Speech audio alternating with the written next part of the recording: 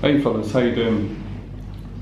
I just took a new student on today on my 6 weeks program, and like most of the coaching sessions, it doesn't really entail me saying anything spectacular. Because when people ask me, I was talking to a girl, she asked what I did, I said a teacher. I felt a lot of pressure because as soon as you say teacher, people would expect you to come up with a method or a formula. But I realised that my teaching is so simple. It's ridiculously simple, and it's simple in the fact that anyone could do it, but it takes a lot of courage. It takes a lot of courage to be honest, because to be honest, you have to face fears, and to be able to teach anything to someone, you need to be truthful with what you're teaching. You need to have experienced what a student is going through, and you need to have overcome it, or at least be in the process of overcoming it, and you can share that truth with a student or with anyone that is struggling, and that will inspire them, that will help them to find the courage to face their fears and reach their own truth. So there's a few things I wanted to talk about today. One is self-love, one is social confidence. Loads of men, loads of women, myself included, when I was really going through a difficult time, I'd always ask myself, guys and girls, how do I love myself? I'll say it's the most terrifying, for me personally, it was the most terrifying question to ever ask myself. Reason being because I wasn't comfortable talking about love. It made me feel sick, and it made me feel uncomfortable. It made me feel embarrassed, and it made me feel unlovable. It didn't make me feel comfortable, and I knew the reason why. And I was also scared to admit that. And the reason why it didn't make me feel comfortable because of my dad.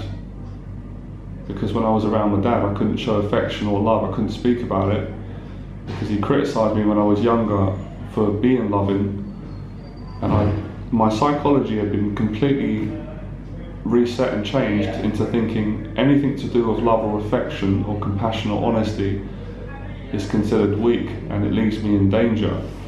So that belief was dangerous for me. That was very dangerous, because when I was socialising with people, that story kept playing out, and that's why I had so much anxiety. Because and I like the word my student said the other day, because it was very true for me, I was petrified of human beings. But as I started to practice and improve slowly and gradually, overcoming my social anxiety, I actually realised that wasn't true. I suppose it wasn't true in the sense that it was true in the sense that I was frightened of people, but I was actually frightened of me. So my fear, my insecurity of other people bullying me or trying to manipulate me or embarrassing me brought up violent feelings in myself. The truth was, for many years I was embarrassed because I was a violent man, and I was deeply ashamed of being violent because it leaves you feeling horrible.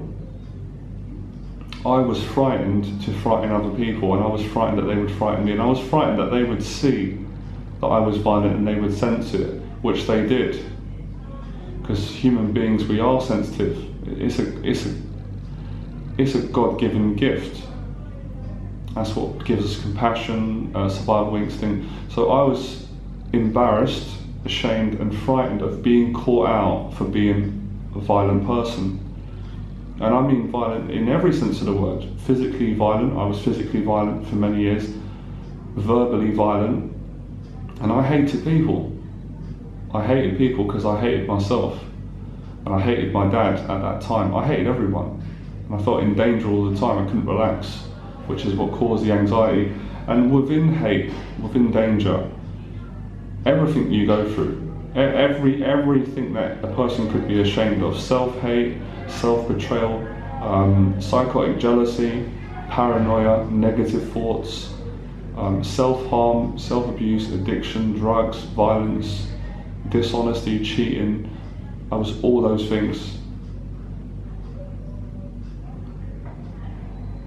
And this is what I said to my friend today that I was coaching. because his story is similar. So I said, I can't judge you, I'm the same as you, I did everything that you did. So that was the start. I had to admit that over a long period of time. I had to admit that verbally. I had to talk to myself in private in my bedroom or just going through the park.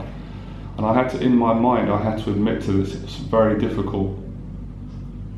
That was actually more difficult than facing people. Because deep down, I knew if I'm ever going to be normal socially and trust people and build friendships and get this fear out, I've got to change myself. That scared me, it terrified me, and it also made me incredibly excited, just knowing, even if there is 5% chance that I can change my life around and take these horrible feelings out and stop being petrified of people. I got sick and tired of sitting in my room with panic attacks and social anxiety and feelings of unworthiness and low self-esteem and horrible thoughts, demonic thoughts. I got sick and tired of the story of being bullied by my dad and being bullied by friends, enemies, school teachers, life, future projections, past projections, and being restless in my body. I got sick and tired of wearing a different social mask for every person I spoke to, my family included. It hurt me, it's painful. I got sick and tired of the fact of when I spoke, people just cut me off. People didn't listen when I spoke. Because I had no confidence in what I was saying, people could sense it. Before I would say the word, I'd have to check in on myself and say, can I say that? Is that the right thing to say in this situation? How's the person going to receive that? I had so much anger and hate, people could see it in my face. I tried to hide it, the more you hide it, the more people see it. My words kept getting muddled up. And I got embarrassed when I started, I got more frustrated, and I went into myself and started being angry at myself and projecting anger on other people. I thought, how am I going to stop this? How am I going to end this? And I ran away for a while. I ran away in alcohol, in casual sex, with relationships that were not honest. I just kept thinking, this feels, I can't do this, it's too difficult. I can do a bit of it, I can build my confidence with certain areas in all the ways that most people do, but I was always back to the square one. It didn't matter how much sex I had with women. It didn't matter how many men that I hurt and punched and knocked out because I felt that they were trying to belittle me. I was always left with the feelings of anxiety, and I couldn't feel safe around people. That's the good word. I felt unsafe. I felt unsafe with friends, and I felt unsafe in every single social interaction and conversation because that feeling in my body. And I felt filthy and dirty.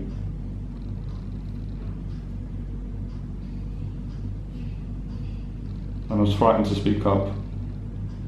I couldn't say no to people. And it wasn't just not being able to say no, I couldn't be present in conversations. And I was frightened with my family, my mum, my dad, all my family. I couldn't connect with them properly. They didn't know who I was, they didn't know me. And I didn't know them properly because the connection kept being interfered with the vicious thoughts. And yeah, I was blocked. I couldn't concentrate, I couldn't stay. A little bit I could, and then I'd be pulled back out into the story. And this always made me feel so much hate towards people and myself and society and life. And as Tolly said, the pain body. I couldn't go to social events, I couldn't go to one-on-one meetings, I couldn't get too heavy in a conversation because if someone said anything, I couldn't control it. It would trigger my pain body. I would feel this so much anger. And as I said, I didn't want to make people feel uncomfortable, but there was part of me that did. I wanted to take my mood out on people. I wanted to put all my hate that had been put on me onto other people to let them know how it felt. but part of me didn't want to do that. So all these different personalities. But underneath all this, I knew what the truth was. I couldn't even, it was so emotional for me, I couldn't explain the truth in one word. I actually wanted to get a counsellor and sit with someone and say, this is how I feel, this is what I'm going through, and this is what I want to say, this is how I want to live. I couldn't find the courage, I couldn't breathe, I couldn't get the words out. Hair was all tight, like full of anxiety. I kept getting voices saying, you can't say that, you can't say that. If you say this, your dad will get angry, your mum will get angry, your friends will get angry, society will get angry, just these, so much paranoia. You'll look silly, you're going to be too vulnerable. If you're too vulnerable, you'll be attacked. But then I just kept thinking, well, I've been attacked already. My dad attacked me growing up, he always did it. I got attacked in school, I've been attacking people. So what am I afraid of again? I'm not afraid of people. I'm not afraid of my dad. I'm not really afraid of life, I'm afraid of me. But which me? I'm afraid of all of the personalities in myself that I hate and despise. I am afraid of the guy that cheats and lies to people. I'm really frightened of the people pleaser who keeps agreeing with people and keeps giving compliments when I don't mean it. I'm frightened of that person, I don't like that person. I'm frightened of the man that can't stop going to prostitutes. I'm terrified of that guy, he frightens me. I'm frightened of the guy that's self-sabotaging. I'm terrified of the man who builds a friendship based on love, based on honesty, and then destroys it based on insecurity and jealousy. That guy petrifies me. I don't recognise that guy. But that guy also protects me as well. He protects me from the honest man. He's been protecting me for a long time, but he hasn't been protecting me, he's been damaging me, he's been destroying me, he's been giving me social anxiety. He makes me think I can't trust anyone. Every single person looks like a deviant, everyone looks like a thief, everyone looks like they're out to get me. Every single person has got bad written on their face. And it was so hurtful and terrifying and sickening and disgusting to admit, this is coming from me. This is what my dad put on me. And my dad doesn't even realise that he did it. He wasn't conscious of what he did. He just projected out his anger. So I'm most frightened of these dishonest personalities. But I've got to a stage in my life where I've had enough. I want to stand in front of the mirror, I want to stand in front of myself, and I want to admit everything that I've done wrong. I want to say, I'm ashamed that in some of my relationships I slapped women, I hit women with my hands, I striked them because I couldn't control them and they shouted at me and they were aggressive towards me. And I didn't have the self-esteem, I didn't have the self-control, and I didn't have the integrity to be able to control myself because I was carrying pain from the past. And after I hit them, I felt awful. I had that feeling of feeling abandoned. I felt I couldn't look at myself. So I ruined relationships. I had to look at myself and face the guy that gave his word to his girlfriend that he would be monogamous, but because he got insecure and he fell into the old story of not being good enough, went out on the street and cheated on his girlfriend numerous times and had sex with other women and felt disgusting for doing it. I couldn't help it because of how insecure I was. I had to face that guy. I hated that guy. I had to face the guy that bullied other men because he was insecure, bullied them in subtle ways, bullied them socially through violent communication. I had to face that guy. I had to face the guy that was dishonest towards his friends, that spoke nicely in front of them, but behind their back said unkind things about them. I hated that guy. That guy was terrifying. I had to face that guy. I had to face the guy that had no personal boundaries, that let people walk all over him because he was frightened of being rejected unconsciously. I had to face that guy. I had to face the guy that when people asked him to do things, even though he didn't want to do it in his heart and it wasn't honest, he didn't have the courage to stand up and say no. He went with it. I had to face the guy years ago that took cocaine when he didn't want to do it, to impress people, to fit in, and hit people in nightclubs and broke their nose and left them hurt, to impress other men, to get validation. I had to face that guy who I despised, was ashamed of, was terrified of. I had to face that guy. That was the same guy that was the cheat, the violent man and the bully, that cheated on women, that bullied his friends and let his friends bully him. Because some of my friends years ago bullied me. They bullied me psychologically and emotionally when I knew that they were doing it, and they knew that they were doing it, but they did it because they were insecure. I had to go even deeper and say, even though I want to kill them, physically want to kill them with my hands, because as I became more conscious, I look back and I had to forgive them because I was the same. And that was the most difficult thing to say. I'm a liar and I'm a cheat and I'm a hypocrite, so I can't take this out on people that have done that to me. I would have to recognise that I was the same. That was incredibly difficult. But if there was any hope in overcoming this, I had to do that. Yeah, and in the midst of all this, I had to go very deep and find forgiveness for myself. I had to say to God, can I be forgiven? I know there's other men in history that have been forgiven. Can I be forgiven? Because I'm having a real hard time forgiving myself and standing in front of people and looking them in the eye. Because when I stand in front of people and look them in the eye, I think they can see all the bad in me, and I don't want them to see that. I don't want to make people feel uncomfortable. Can you help me to forgive myself? And I knew that the answer was yes. Because I didn't kill anyone, thank God, and I didn't murder or rape anyone, but I felt like a bad person.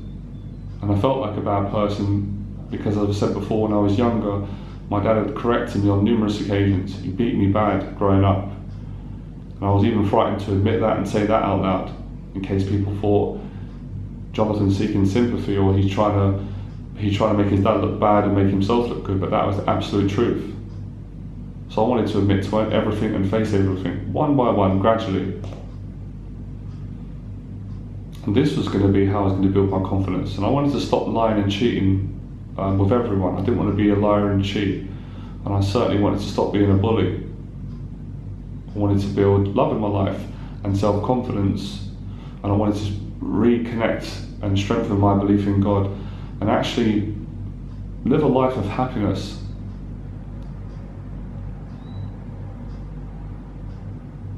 And I was excited to make this change, but I was frightened because somewhere in my psychology, somewhere in my comfort zone, I got used to being a victim. I got so used to living like this and being like this, I was frightened to die. I was actually frightened to die, and I mean death. I was frightened of being deceased, dying, in literally having a death, but also dying, killing my identity. Because all of these identities, all of my past, I'd invested 30 years. I'm 33 now and I'm healed. 30 years living in a body that wasn't mine. 30 years of my life. I was a prisoner. I wasn't in an actual prison, but I was in an open prison. Floyd said that once, a beautiful line. He said, we were speaking about something, and he said, you can be in an open prison. He was absolutely right. I was living in an open prison. I could eat, I could have sex with women, I could drink alcohol, I could make money, I could socialise, but I was dead inside, I was empty, despite having all of the worldly success and being perceived as being who looks like someone. Inside I was hollow. But this excited me that I could heal 30 years worth of pain and damage just by being honest and taking full responsibility for everything that I did wrong. I didn't need approval from anyone. because people couldn't give me approval. I didn't need it from anyone. I just needed approval from God, from my true self. And I was willing to suffer every bit of karma for all the bad things I did. It was worth it, and I wanted to suffer. It was my way of clearing my conscience and getting my soul back, and apologising for everyone that I hurt, and also being able to forgive my dad and a lot of friends that bullied me and manipulated me, to forgive everyone, to put this false relationship to bed once and for all. And I knew deep down, I want to have love in my life, I want to get a girlfriend, I don't want to cheat on anyone, I want to have real friendships, I want to have this relationship with me. I was willing to die to get it, and I had to die. As St. Paul said, I had to die to myself. And then of course, in the process of doing this, every time I got a little bit more honest, I started to feel lighter, I started to feel better, and I started to feel, for the first time in my life, confidence. And I knew it. I knew this before. I knew this when I was a kid, and everyone else does. I started to feel God. I started to actually feel love. I started to feel what all of the spiritual masters spoke about, Eckhart Tolle, Muji, just so many people, so many things. I couldn't believe how simple it was. Simple in the sense of the actual movement of doing it. But I had to suffer a lot. I had to suffer what I'd call open embarrassment, where people can see I'm embarrassed, I can't hide it in social situations. That's okay, I'll accept that. I had to suffer my speech impediment of stuttering. That's okay, that's fine. I had to suffer losing all of my false, fake confidence that I built up. I had to let that personality go, and also keep an eye on him, or them rather. And I had to be patient, and I had to trust that this would work, and I knew it would. And of course I had to face my dad, which I did. And I had to continue cleaning myself from the story that had been created from my dad. So I take full responsibility for addressing all my mistakes, admitting to them, owning them, and starting to change. And when I started to change, I started to feel the love. The feelings of self-betrayal started to leave me. The feelings that I can't trust people started to get easier and easier. All of a sudden, people start to look like they can be trusted. I start to trust myself. I stopped watching the porn, and I gradually start dealing with these voices that are coming up that are saying to me, you think you're just going to change now? You think you're going to become spiritual and virtuous, and you're going to put to bed all the bad things you did? I'm going to say, yes, I'm going to do that. The voices that come up and say, how long are we going to keep this bullshit up? This Mr. Nice guy, this Mr. Virtuous guy, this is not who you really are. I have to deal with these tricky demonic voices and just listen to them, but don't identify with them. Because this is exactly who I am. This is who I was when I was born, when I was 7 or 8 and 9. There's no question of a doubt. I wasn't born violent, and I wasn't born jealous, and I wasn't born racist, and I wasn't born hateful and angry. I was born kind and imperfect.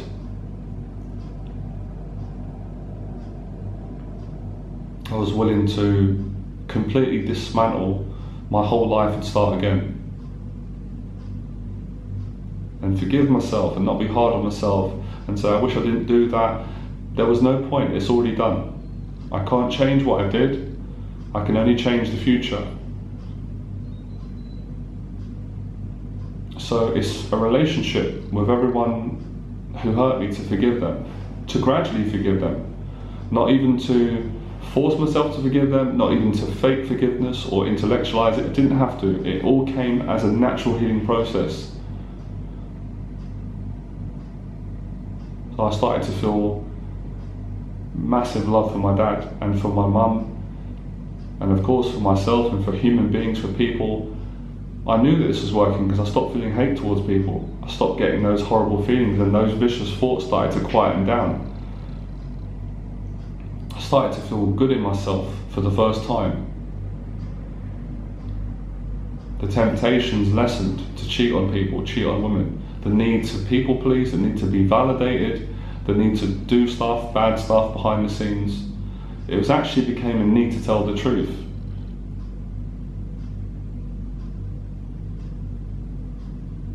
So this is the story I told my friend on the session. This is the teaching.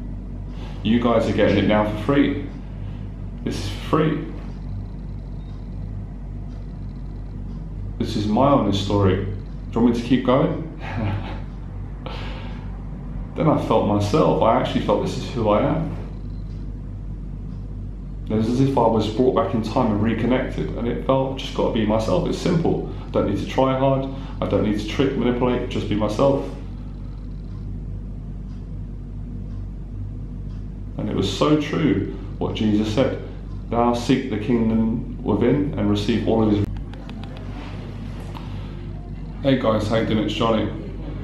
I was working today with a new client that I just took on my 6 weeks program. And pretty much the whole lesson just consisted of me listening to him, listening to his fears, and actually listening to him come up with the solution to his own problem. But of course it's completely identical to my problem, my struggle. We've pretty much got the same story. It's pretty much identical. So, and I always think this as well before I teach. What am I going to say to people?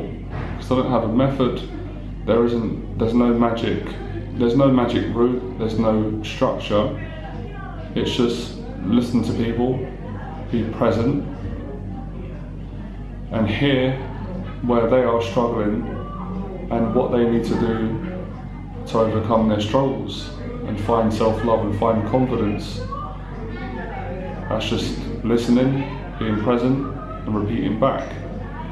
It's an art form, and it's an art form that I've developed through working on myself and being around my mentor, and obviously facing these fears in my life and overcoming them and continuing to face them, and to sit with people and pretty much say, this is the truth, this is what I went through, this is what I experienced, and this is how I overcome it. And it's just retelling that story over and over again. So I thought I'd do that in the video. I thought I would just continue as if you was in front of me now and I was teaching you. Because this is really the best lessons. The best lessons I give is when I tell my honest story. And I know it helps other people to feel better about admitting to their pains, shames, embarrassments. And then it excites them about addressing that and making the changes. That's where all good teaching comes from. It comes from truth, it comes from honesty. So I thought I'd do the same in this video. I'm not going to plan anything, because every time I try and plan stuff, it almost feels disingenuous, if that makes sense. Ooh. That's alright. Nice. That's alright. It's in the video blog, no problem. Nice.